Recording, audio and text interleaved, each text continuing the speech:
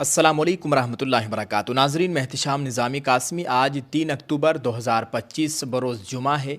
ناظرین، اس وقت کی بڑی خبر، افغان طالبان کا سرکاری وفد بھارت پہنچ رہا ہے۔ یہ بہت بڑی خبر ہے دوستو۔ اس ویڈیو میں کچھ اہم خبروں سے آپ سبھی لوگوں کو آگاہ کرنے والے ہیں۔ آپ تمام دیکھنے والوں سے اپیل ہے ویڈیو کو مکمل دیکھیں۔ ناظرین، پہلی خبر ہے میڈیا رپورٹ سے ملی جانکاری کے مطابق آپ کو بتائے ایک تاریخی پیش رفت جس کے خطے کی جغرافیائی سیاست کو نئی سمت دینے کے امکانات تھے۔ طالبان حکومت کے افغان وزیر خارجہ مولوی امیر خان متقی 9 اکتوبر 2025 کو بھارت کے دورے پر آنے والے ہیں۔ یہ اگست 2021 میں افغانستان میں طالبان کے اقتدار سنبھالنے کے بعد کابل سے نئی دہلی کا پہلا اعلیٰ سطحی دورہ ہوگا، جو بھارت اور طالبان کے تعلقات میں ایک نئے باب کا آغاز تصور کیا جا رہا ہے۔ اقوام متحدہ کی سلامتی کونسل نے تصدیق کی ہے کہ مولوی امیر خان متقی کو بین الاقوامی سفری پابندیوں سے عارضی استثناء دیا گیا ہے، جس کے تحت وہ 9 اکتوبر سے 16 اکتوبر تک نئی دہلی کا دورہ کر سکیں گے۔ یہ استثناء اس دورے کی اہمیت کو اجاگر کرتا ہے، نہ صرف طالبان حکومت کے لیے بلکہ ان علاقائی طاقتوں کے لیے بھی جو تعلقات کو نئی بنیادوں پر استوار کرنا چاہتی ہیں۔ بھارتی سفارتی حلقے کئی مہینوں سے اس لمحے کی تیاری کر رہے تھے۔ جنوری سے بھارتی حکام، جن میں وزیر خارجہ وکرم مسری اور سینئر IFS افسر JP سنگھ شامل ہیں، انہوں نے مولوی امیر خان متقی اور دیگر طالبان رہنماؤں کے ساتھ متعدد مرحلوں میں بات چیت کی ہے، جو اکثر دبئی جیسے غیر جانبدار مقامات پر منعقد ہوئی۔ وکرم مسری نے دبئی میں افغان وزیر خارجہ سے ملاقات کی، جہاں بات چیت کا مرکز بھارت کی جاری انسانی ہمدردی کی امداد، خصوصاً صحت کے شعبے کو مضبوط بنانے اور پناہ گزینوں کی بحالی پر تھا۔ ناظرین، آپ کو بتائیں کہ ستمبر کے مہینے میں افغانستان میں آنے والے تباہ کن زلزلے کے بعد بھارت نے سب سے پہلے رد عمل دینے والوں میں شامل ہو کر 1000 خاندانی خیمے اور 15 ٹن غذائی امداد متاثرہ صوبوں کو بھیجی۔ اس کے بعد مزید 21 ٹن ریلیف سامان بھیجا گیا، جس میں ادویات، صفائی کے کٹس، کمبل اور جنریٹر شامل تھے، جو افغان عوام کے لیے بھارت کی وابستگی کو ظاہر کرتا ہے۔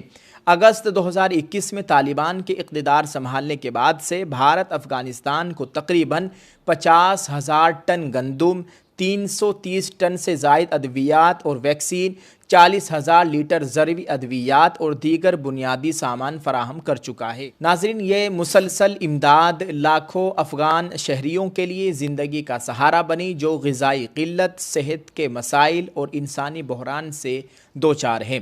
بھارت کے لیے یہ دورہ ایک نازک مگر اسٹریٹجک اقدام ہے۔ طالبان حکومت کے ساتھ براہ راست رابطہ نئی دہلی کو افغانستان میں اپنے طویل مدتی مفادات کو محفوظ کرنے، خطے سے دہشت گردی کے خطرات کو روکنے اور چینی و پاکستانی اثر و رسوخ کو متوازن کرنے میں مدد دے گا۔ 10 اکتوبر کو افغان وزیر خارجہ مولوی امیر خان متقی کے دورے کے دوران ہونے والی دو طرفہ ملاقات ایک سنگ میل ثابت ہو سکتی ہے، جو بھارت اور افغانستان کو محتاط تعاون کی ایک نئی راہ پر ڈال دے گی۔ ایسی راہ جو پورے جنوبی ایشیا کے طاقت کے توازن کو از سر نو ترتیب دے سکتی ہے۔ جی ہاں ناظرین، آپ اس تعلق سے کیا کہیں گے؟ کمنٹ میں اپنی رائے ضرور پیش کریں۔ دوستو، شاید آپ کو یاد ہوگا طالبان کے اقتدار سنبھالنے سے پہلے بھارت کے ایک مشہور سیاسی لیڈر بیرسٹر اسد الدین اویسی نے بھارتی پارلیمنٹ میں کھڑے ہو کر بھارتی حکومت کو کہا تھا کہ طالبان سے اپنا رابطہ بڑھاؤ، ان سے اچھے تعلقات قائم کر لو، اور اس کے کچھ ہی دن بعد افغانستان میں ان کی حکومت آ گئی تھی۔ آج افغان طالبان کا ایک سرکاری وفد بھارت پہنچ رہا ہے، یہ بہت بڑی بات ہے۔ پردھان منتری، آخری بات کہہ رہا ہوں، میں نے 2016 میں پارلیمنٹ میں کہا تھا کہ طالبان سے بات کرو تو بی جے پی والے اٹھ کے گڑبڑ کرے۔ تم بول رہے طالبان سے بات کرنا، میں نے کہا ہاں بات کرو، طالبان آنے والی ہے۔ आप इस ताल्लुक़ से क्या कहेंगे? कमेंट में अपनी राय ज़रूर पेश करें। दुआ है अल्लाह ताला दोनों मुल्कों के दरमियान प्यार और मोहब्बत पैदा फरमाए, आपस में इत्तिफाक और इत्तिहाद पैदा फरमाए, आमीन।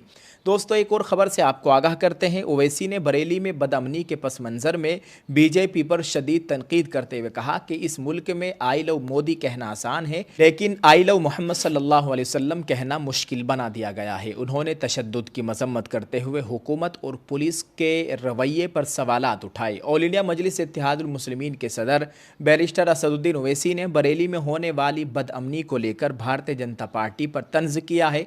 हैदराबाद के शेख पीट जुबली हिल्स में एक प्रोग्राम से खिताब करते हुए उन्होंने कहा कि इस मुल्क में आई लव मोदी कह सकते हैं, लेकिन आई लव मोहम्मद सल्लल्लाहु अलैहि वसल्लम नहीं। उन्होंने कहा इस मुल्क में कोई कहे आई लव मोदी तो मीडिया भी खुश हो जाता है, लेकिन अगर कोई कहे आई लव मोहम्मद सल्लल्लाहु अलैहि वसल्लम तो उस पर एतराज़ होता है। उन्होंने उत्तर प्रदेश के बरेली शहर में होने वाले तशद्दुद की मजम्मत की, जो इस वक्त हाई अलर्ट पर है और जहां इंटरनेट सर्विस मुअत्तल है। पुलिस इक़्तिदार वालों की जवाब दे। ओवैसी ने कुछ वीडियोज़ का हवाला दिया जिनमें इल्ज़ाम लगाया गया कि पुलिस ने लोगों पर लाठीचार्ज किया और कुछ दुकानदारों ने उन पर फूल बरसाए। उन्होंने कहा कि पुलिस हमेशा इक़्तिदार में रहने वालों की जवाबदेह होती है। उन्होंने कहा पैगंबर हज़रत मोहम्मद सल्लल्लाहु अलैहि वसल्लम के अलावा किसी का नाम मोहम्मद नहीं था। अगर आप उनके पोस्टर्स लगाते हैं तो आपको उनका एहतराम भी करना होगा। मैं हुकूमत से पूछना चाहता हूं कि वो इतने सारे कवानीन क्यों बना रही है और क्या हो रहा है। इससे पहले ओवैसी ने कानपुर में लगे पोस्टरों पर होने वाले तनाज़े पर रद्दअमल ज़ाहिर करते हुए कहा था, अगर कोई आई लव महादेव ग्रुप है तो इसमें क्या मसला है? इसमें कौन सी बात गैर वतन परस्ती है? ये किस किस्म का तशद्दुद फैलाता है? अगर लफ्ज़ लव है तो फिर किसी को मसला क्यों है? उन्होंने मज़ीद कहा एक मुसलमान का ईमान उस वक्त तक मुकम्मल नहीं होता जब तक वो दुनिया की हर चीज़ से बढ़कर नबी करीम सल्लल्लाहु अलैहि वसल्लम से मोहब्बत ना करे। जब आप इस बात पर एतराज़ करते हैं तो दुनिया को क्या पैगाम दे रहे हैं? नाज़रीन, दुआ कीजिए अल्लाह ताला हमारे मुल्क के हालात साजगार फरमाए, अमन व अमान की सूरत हाल कायम फरमाए। अल्लाह ताला आपस में इत्तिफाक और इत्तिहाद के साथ रहने की तौफीक अता फरमाए।